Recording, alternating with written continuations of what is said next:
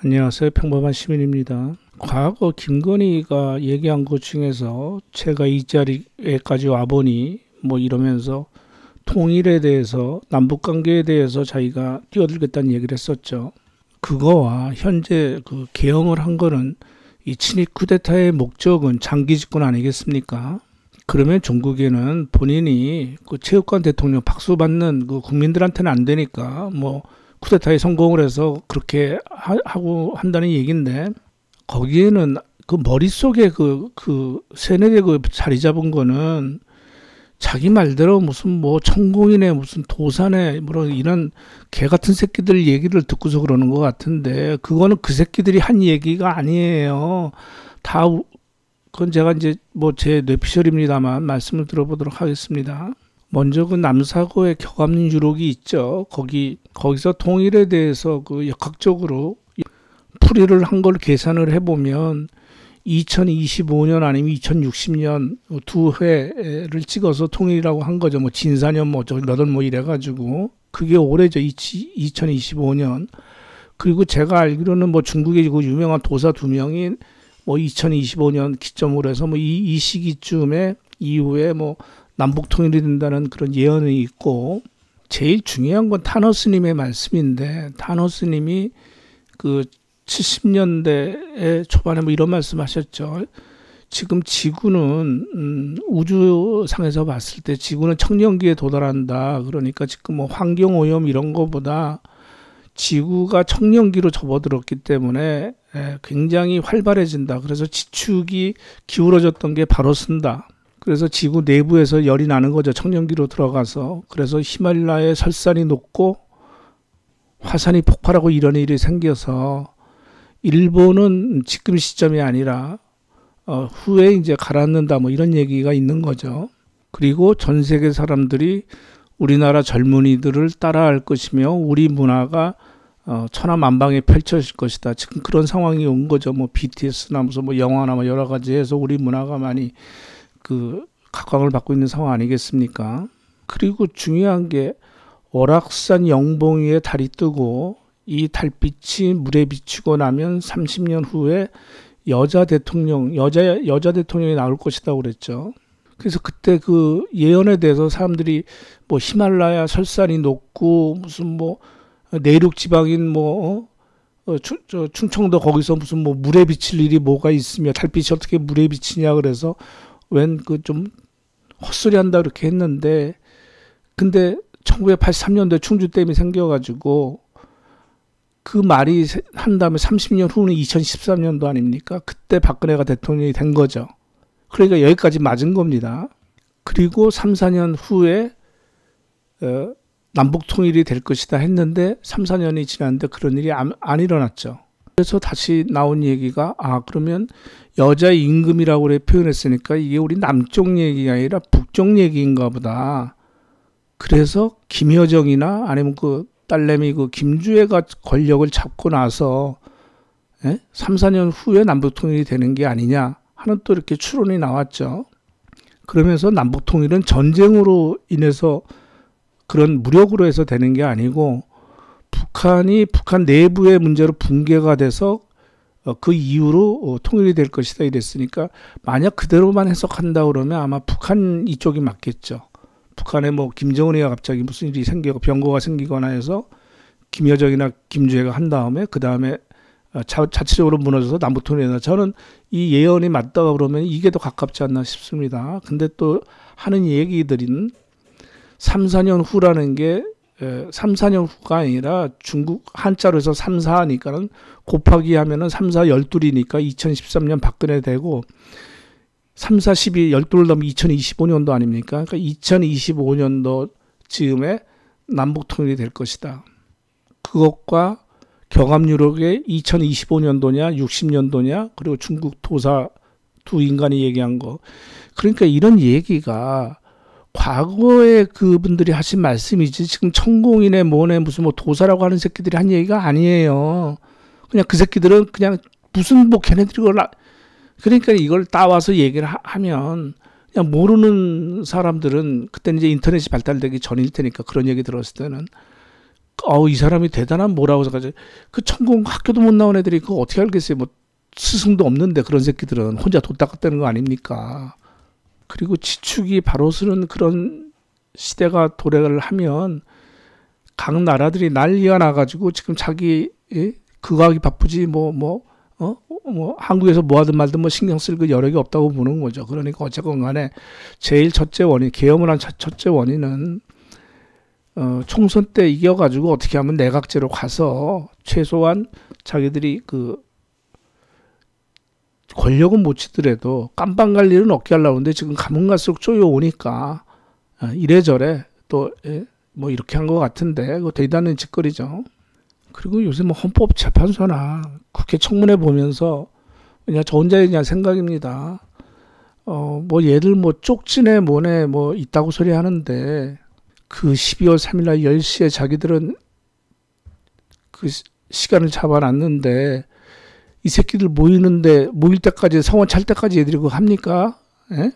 오는 대로 불러들여서 그 쪽지가 아니라 지시서죠. 그 사기업도 아니고 상장 줄 때 그냥 줍니까? 이거 한두 놈도 아니고 장관놈 뭐 11명이나 뭐 8명 되면은 그거 어떻게 누구 줬는지 안다고 접어서 주고 말 같은 그 개 같은 소리 하고 있어요.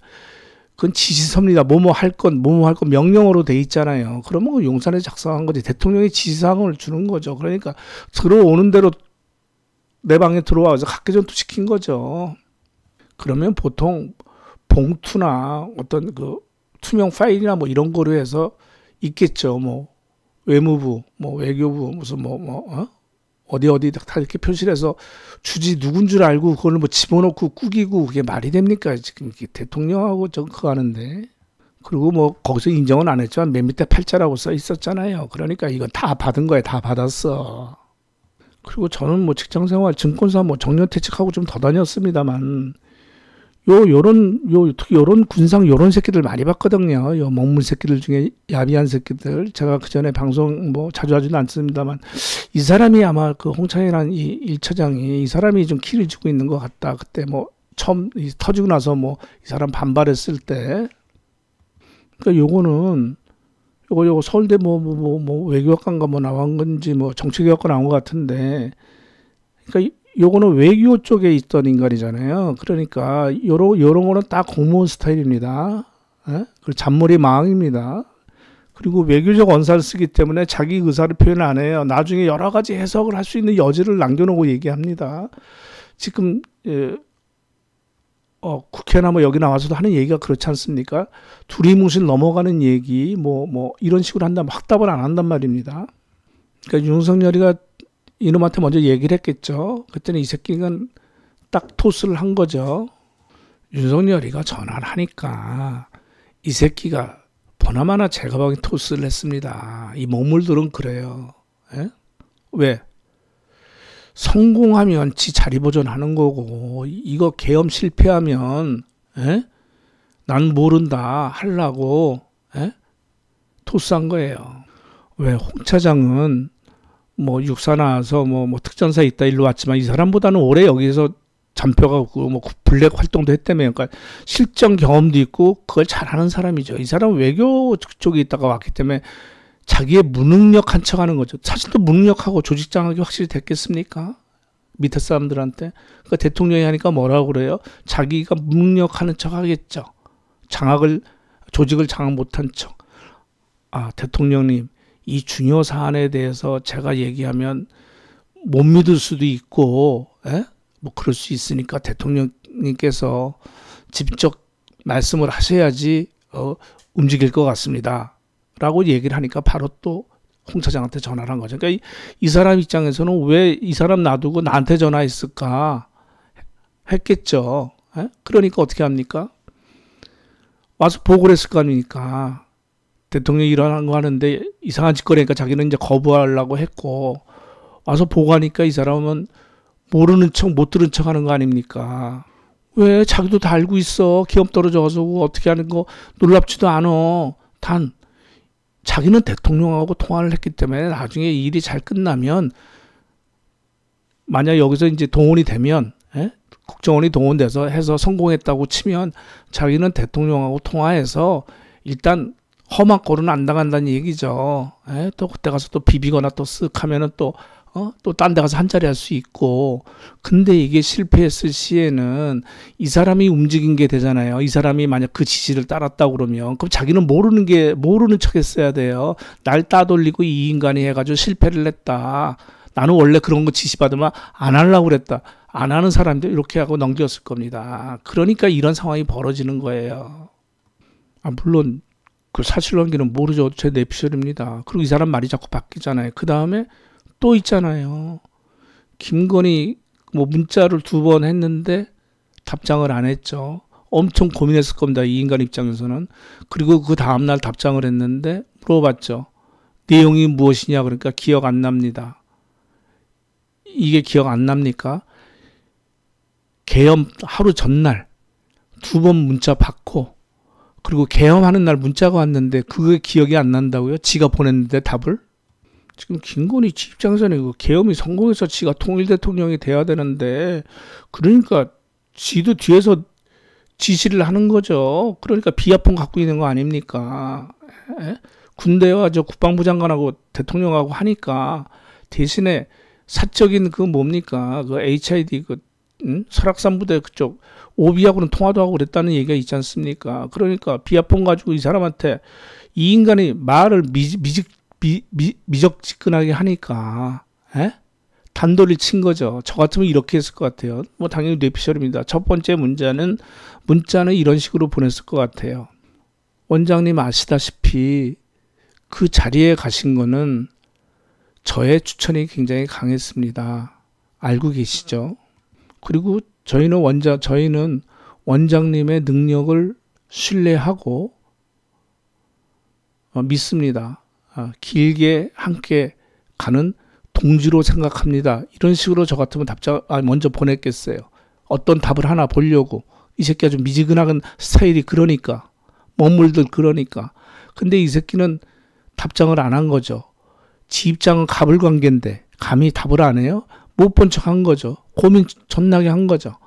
그게 읽지도 않고 그냥 씹어버립니다. 문자를. 그러니까 김건희가 김건희니까 저 같으면 다시 한번 문자를 보냅니다. 한동훈을 확보하면 그 정보를 제일 먼저 저한테 알려주세요. 그렇게 아마 그런 식으로 보냈다고 저는 뇌피셜을 굴려봅니다. 그러고 나서 하루 지나서 무슨 답을 했겠죠.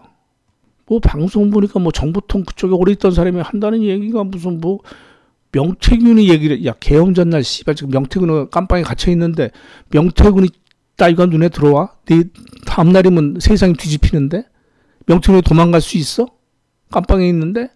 무슨 명태균 얘기를 해 국정원장한테. 그거는 민정수석 통해서 다 벌써 보고를 받았겠지. 검찰에서 다 조사한 거는 왜 국정원하고 관계가 있어. 명태균이야 깜빵에서 내 손바닥 안에 있고 내일 뒤집히면은 그건 얼마든지 요리하면 되지. 그걸 갖다 왜 국정원장하고 얘기를 해. 검찰에서 빨리 내용 알아서 지금 이 새끼 다 불어가지고 좀 뒤집어진다고 지금 빨리 지금 계엄 터트리는 건데 그거는 관계가 없지. 그런 사람들이 전문가 나와서 막 떠들면 안 돼요. 제가 보기에는.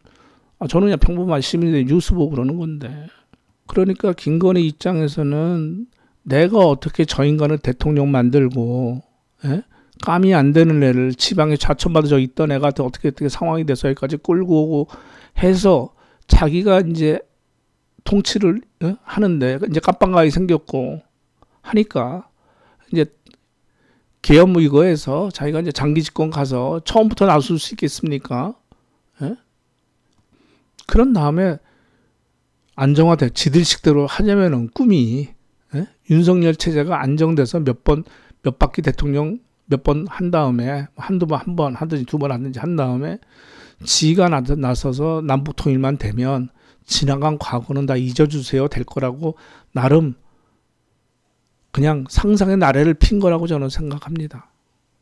그 이상 이하도 아니고 급하니까. 감사합니다.